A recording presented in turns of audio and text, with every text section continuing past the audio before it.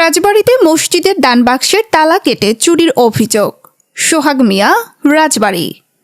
রাজবাড়ীতে আবারও মসজিদের দানবাক্স ভেঙে টাকা চুরির ঘটনা ঘটেছে। মঙ্গলবার গভীর রাতে সদর উপজেলার বসন্তপুর হাট নজর আলী কেন্দ্রীয় জামে মসজিদে এ চুরির অভিযোগ উঠেছে। মসজিদের ইমাম ও খতিব হাফিজ মাওলানা মোহাম্মদ হাফিজুর রহমান জানান, পাশের একটি দোকানের সিসিটিভি ফুটেজে দেখা গেছে রাত 2:47 দুই যুবক হেঁটে এসে দানবাক্সের পাশে থাকা লাইট খুলে ফেলে। পরে তারা তালা কেটে দানবাক্স থেকে টাকা নিয়ে দ্রুত সটকে পড়ে। তিনি বলেন, দানবাক্সটি সাধারণত প্রতি 10 থেকে 15 দিনে একবার খোলা হয় এবং তাতে 500 থেকে 700 টাকা পাওয়া যায়। সর্বশেষ 10 দিন আগে বাক্স খুলে প্রায় 500 টাকা সংগ্রহ হয়েছিল, এরপর আর খোলা হয়নি। তার ধারণা, চোরেরা এবারও প্রায় 500 থেকে 700 টাকার মতো চুরি করতে পারে। ইমাম আরও জানান, এর আগেও একই দানবাক্সে 3 থেকে 4 বার চুরির ঘটনা ঘটেছে, তবে এখনও চোরদের শনাক্ত করা সম্ভব হয়নি। স্থানীয়রা নিরাপত্তা ব্যবস্থা জোরদার ও নিয়মিতভাবে সিসিটিভি পর্যবেক্ষণের দাবি জানিয়েছেন। পুলিশ ঘটনাটি তদন্ত করছে বলে জানা গেছে। করা হয়, কাটা হয়, তা আমরা ধরতে পারি না। সিসি ক্যামেরা আছে এখানে, কিন্তু এমন ভাবে করা হয়েছে মসজিদের লাইটটা পর্যন্ত খুলে নিয়ে গিয়ে তারা লাইট নিয়ে গেছে এবং কিছু টাকা পয়সা দেখেন, আপনারা দেখতেছেন এখানে এরকম কাজ করা হয়েছে। এরকম মাঝে মাঝে করা হয়।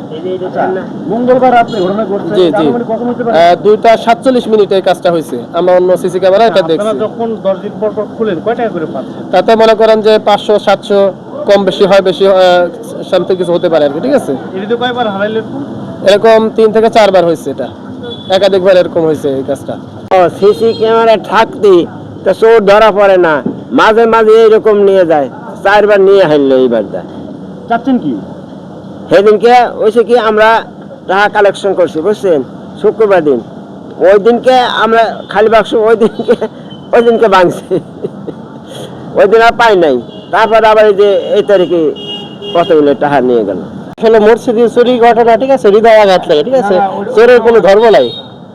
ঠিক আছে, আমি চাই প্রশাসন রাজবাড়ী প্রশাসন এবং ইভেন আমাদের ফরিদপুরের প্রশাসন, এটা বর্ডার এরিয়া, 2 জেলার প্রশাসনই যাতে কাজ করে, 2 জেলার প্রশাসন মিলেই কাজ করে আমাদের এই চুরি হওয়ার ঘটনাটা আমরা দৃষ্টান্তমূলক শাস্তি জানাই, তাকে শাস্তি দেওয়া হোক।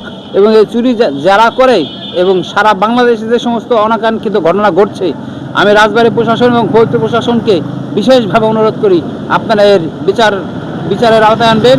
আপনারা এই চোরকে ধরার জন্য চেষ্টা করবেন, ঘরে বসে থাকবেন না। এখন কিন্তু আর সেই স্বৈরাচারী শেখ হাসিনার আমল না, এখন কিন্তু জনগণের আমল। জনগণে কিন্তু এর বিচার করবে।